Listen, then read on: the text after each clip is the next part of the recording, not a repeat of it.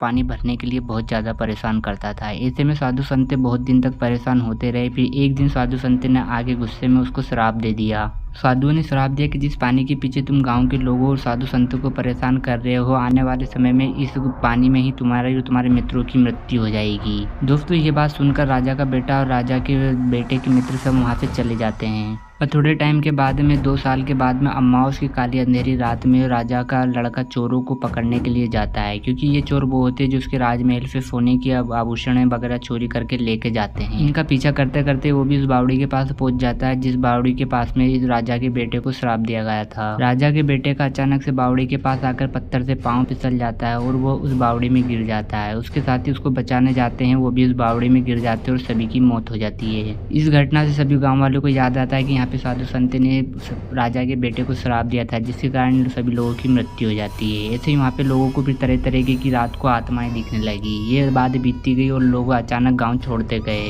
धीरे धीरे सारे गांव के लोगों ने गांव छोड़ दिया और वहाँ पे पूरा गांव खंडर के रूप में बदल गया। कुछ समय निकलने के बाद में वहाँ पर कुछ लोग आते हैं जो कि अपने गाँव की ओर जाते हैं। वहाँ पर वो विश्राम करने के लिए रुक जाते हैं। तभी वहाँ पर कुछ लोगों को पानी की प्यास लगती जाती है और रात भी बहुत हो जाती है, तो उस बावड़ी में पानी पीने के लिए उतर जाते हैं। उन यात्रियों में से एक यात्री का पैर फिसलता है और वह बावड़ी में गिर जाता है और उसकी मृत्यु हो जाती है। तभी वहाँ पर एक आत्मा प्रकट होती है और उन सबसे बोलती है, तुम यहाँ पर भाग जाओ, नहीं तो तुम सबकी भी मौत हो जाएगी। ये सारी बात आत्माएं की सुनकर वहाँ से सभी लोग भाग जाते हैं और उस बावड़ी के पास तभी से कोई भी नहीं जाता और उस बावड़ी को नाम दिया जाता है श्रापित बावड़ी।